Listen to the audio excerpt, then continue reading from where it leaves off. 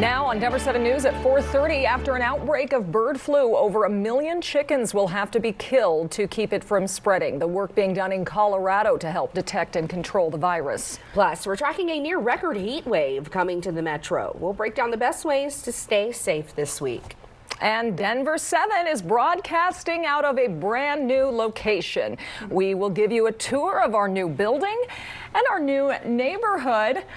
So thank you so much for joining us on this very exciting morning here at Denver 7. And I would love to welcome you to our brand new studio here. Right. This is an historic day. Yeah, it is. Huge. It is. We spent more than 50 years on Spear Boulevard. We're now in the 5 Points neighborhood just north of Coors Field. And we're just so happy to be here. We do want to give you just a little sneak peek of what we get to experience every single day when we come to work. Yeah, this is drone video from inside our new building. We flew this through about a week ago. You can see here the new newsroom. And it curves around, showing some of the spaces where we get to work. This place is huge. We've been joking that we need electric scooters to get around here.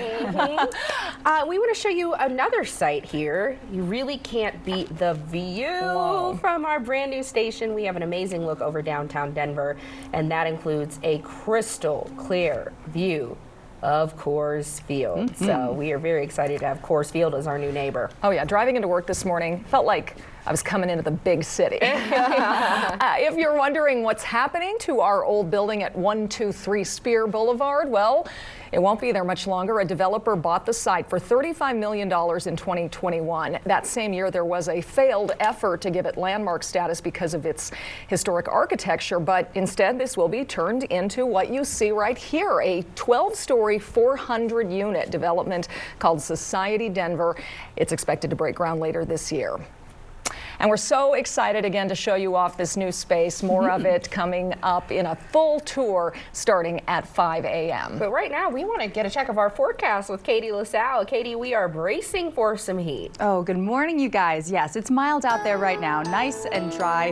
This green screen, it's also a lot bigger to move around and tell you more about the weather. Currently low 60s downtown and out to the airport. But we are under another air quality alert for the Front Range up across the urban corridor north to the border until at least 4 o'clock this afternoon. Some hot and stagnant weather kind of settling in here across the plains. Right now, temperatures are in the high 50s in Boulder and Fort Collins, 30s and low 40s over many of our mountain towns. So a cool start to the day, but expect a lot of sunshine. UV index very high to extreme once again by 10 o'clock in the upper 70s and daytime highs in the low 90s. So a few degrees warmer than yesterday and above seasonal normals. And we'll talk more about the major heat wave headed our way for the end of the week. And right now we have a good, smooth commute for most of us around town. I am not seeing any significant delays anywhere across Metro Denver, including here across Santa Fe on that northbound side. This is the southbound side coming here through Dartmouth and heading down into Littleton. Take a look at the drive that we have across the north side of town. So this is a very typical slowdown that we'll start seeing in about 45 minutes on that southbound side of I-25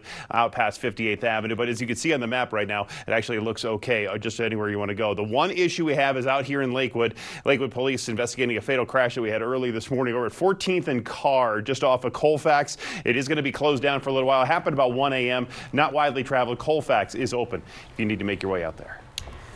And we want to get back to that heat Katie was talking about. Yeah, Denver 7 Steve Roldan explains the dangers that can come with it and what to watch for. If you have any type of outdoor plans, you'll definitely want to get those done over the next couple of days, because on Thursday, we're looking at a major heat wave arriving here in Colorado, and we'll see some dangerous heat as well as record-breaking temperatures right through the weekend. In my backpack, got plenty of water. Jayson Hetzel of Boulder doing the quintessential Colorado thing this time of year, enjoying the great outdoors. Today I'm coming out here to hike Mount Chautauqua, one of the probably prettiest spots in Boulder to go hiking. He's doing it on a day with temperatures in the 80s before a dangerous heat wave settles in later this week. Definitely gotta hike while you can here in Colorado. The National Weather Service in Boulder is forecasting extreme heat beginning Thursday through Monday, with temperatures climbing into the triple digits for multiple days this weekend. And it won't cool off much when the sun goes down. Our low temperatures, they'll be pretty warm too at night, upper 60s, so that's still pretty warm at night. Weather forecasters advise that you avoid the heat And if you have to be outside, drink plenty of water and be mindful of the dangerous outdoor conditions. The city of Denver will likely open cooling centers, but not until heat advisories are issued by the National Weather Service. And for people like Hetzel, the time is now to get outdoors. My plan is probably not to go hiking those days and to let that pass by. Now, in case you're wondering, the most amount of consecutive days at or above 100, that was 5 in the Denver area. We saw that back in 2005 and in 2012. Now, right now, the forecast is calling for 2, possibly 3 days at or above 100 here in Denver heading into the weekend. Reporting in Boulder, I'm Denver 7 meteorologist Steve Roldan. These hot, dry conditions will also lead to high fire danger later this week. Right now, crews are still working to tackle a wildfire burning near Beulah. The Oak Ridge fire is now 76% contained and has burned more than 1,300 acres. Lightning sparked the fire on June 22nd, and fire officials say this is the first fire to burn in the area in more than 100 years. A small wildland fire also sparked in Boulder County. The sheriff's office says crews responded to Bunce School Road near St. Vrain yesterday. The fire did not threaten any structures and was contained within a couple of hours. But this upcoming stretch of near record heat could affect drought conditions in our state and the fire danger. This is what the drought map looks like right now. The spots shaded in yellow are areas seeing abnormally dry conditions. That's about 28% of Colorado. The areas in orange, including Denver, are experiencing moderate drought. That makes up nearly 5% of the state. And remember, for regular weather updates, download the Denver 7 app on your phone. We'll send push alerts about the weather in your area. You can also find us on Roku, Apple TV, and wherever else you stream. Switching gears to the disaster emergency in Weld County after an avian flu outbreak. More than 1 million chickens will have to be killed because of it. Digging into the latest data from the State Department of Agriculture, more than 6 million chickens are affected by this disease. It's impacting 17 counties, with Weld County hitting the hardest. Denver 7's Colette Bordelon spoke with a doctor on the front lines of research about the far-reaching effects of avian flu.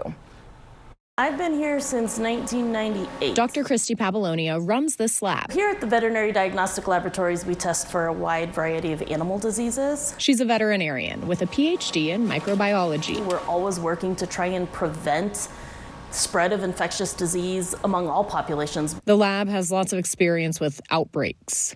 We've recently had outbreak of highly pathogenic avian influenza here in the U.S. They test all samples from poultry in Colorado, meaning this lab discovered the avian flu at a commercial poultry facility in Weld County, where nearly 1.8 million chickens will be killed as a result. With birds, the response is typically to depopulate them because they are very sick and they're not going to survive influenza.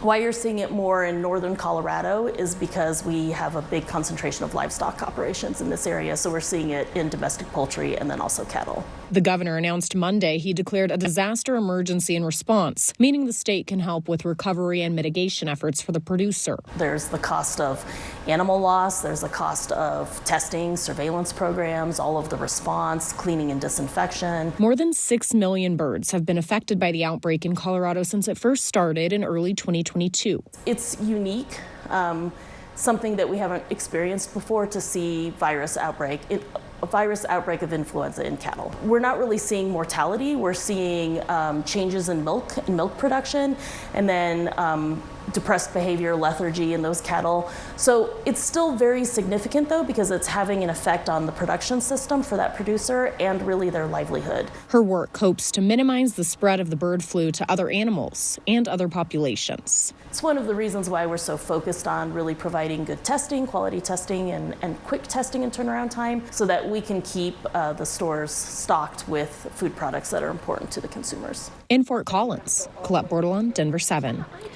The state veterinarian has a new quarantine order in place for parts of Weld County to limit the movement of birds in and out of that area.